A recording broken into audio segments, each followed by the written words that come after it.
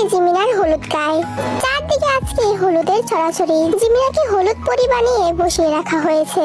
দীর্ঘ 3 বছর প্রেম করার পর অবশেষে আজকে সুগার সাথে জিমিনার বিয়ে হচ্ছে। এতে সবাই খুশি।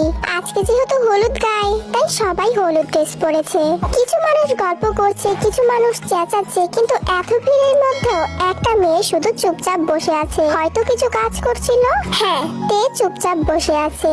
তে চুপচাপ বসে একটা কাজ করছিল, সেটা হচ্ছে বেলি ফুলের মালা গাচ্ছিল। তে অনেক শান্তশিষ্ট একটা মেয়ে, তবে একবার বিগড়ে গেলে খবর আছে। জাঙ্কুক পাশে একটা চেয়ারে বসেছিল। জাঙ্কুক এক দৃষ্টিতে তেকে দেখেই চলেছে। সবাই এত কিছু করছে কিন্তু তে চুপচাপ বসে আছে।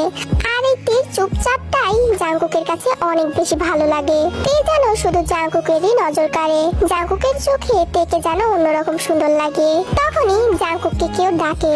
জাঙ্কুক তার ধ্যান ভেঙে উঠে চলে যায়। কিছুক্ষণ পর জাঙ্কুক এসে তেকে বলে, তে এদিকে শোন তো। তে যেহেতু মালা গাচ্ছিল তাই বলে, দাঁড়াও ভাইয়া, আসছি। এটা আবার জেনি লক্ষ্য করে। জেনি গিয়ে বলে, ভাইয়া ও তো কাজ করছে, কি বলবা বলো আমাকে। ওর কাজ আগে না আমার ডাক আগে। ওকে আমি দেখেছি, ওর এখন আসতেই হবে। তখনই তে সেখানে চলে আসে। হ্যাঁ ভাইয়া বলো কি হয়েছে। এই নে সব তত্ত্ব। জিমিনা শ্বশুর বাড়ি থেকে এসেছে। ও হ্যাঁ ভাইয়া দাও। কথাটা বলেই তে সবকিছু নিয়ে সেখান থেকে চলে যায়। ভাইয়া এটা তুমি টেকে টেকে না আনে আমাকে দিলেও তো পারতে, আমি তো এখানেই দাঁড়িয়েছিলাম। হ্যাঁ তোকেও দিতে পারতাম, কিন্তু তোকে দিলাম না কেন জানিস? কেন দিলে না সেটা আমি বলবো না। কথাটা বলেই জাঙ্কুক টিরিং দিয়ে সেখান থেকে চলে যায়। জেনির তো অনেক রাগ হচ্ছে, জাঙ্কুকের ওপর আবার টের ওপরও। সন্ধ্যা হতেই জিমিনাকে সবাই হলুদ লাগানো শুরু করে দিয়েছে। সবাই অনেক আনন্দ করছে। আর জিমিনার তো মনটা খারাপই হতে পারে না, কারণ জিমিনার তো নিজের ভালোবাসার মানুষের সাথেই বিয়ে হচ্ছে। সবাই অনেক নাচ গানও করছে। বাট তে সেরকম ভাবেই বসে আছে তার নিজের বোনের কাছে।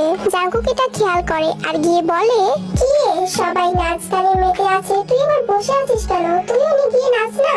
না ভাইয়া আমার এগুলো একদম ভালো লাগে না, আমি নাচবো না, আমি আমার বোনের কাছে বসে আছি।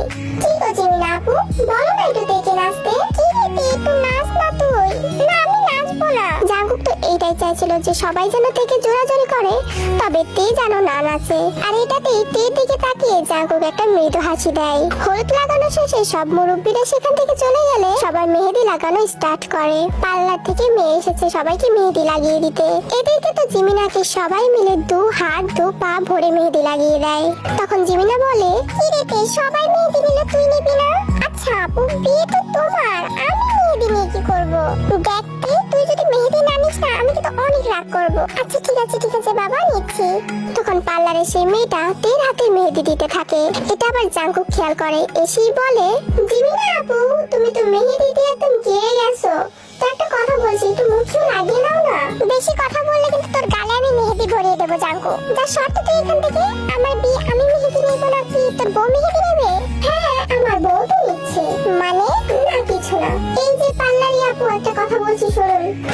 বলুন। আর আপনি আমাকে কি নাম ধরে ডাকছেন? আসলে আমি তো আপনার নাম জানি না, তাই আর কি বললাম। এর হাতে মেহেদিটা হয়ে গেলে একটা কে লিখে দিন। কে? কেন? কি কেন লিখতে যাবে ও?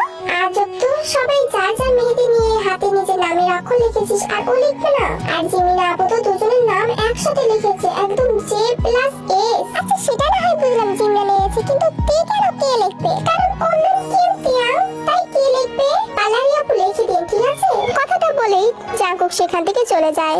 এদিকে তে জাঙ্কুকের দিকে একবার তাকিয়ে বলে, ভাই আমাকে অনেক কেয়ার করে, ভাই আমার দিকে অনেক খেয়াল রাখে, আমার এটা অনেক ভালো লাগে। নাম ওর, অক্ষর ওর, লিখবে কি লিখবে না সেটা ওর ব্যাপার। এত কেয়ার করা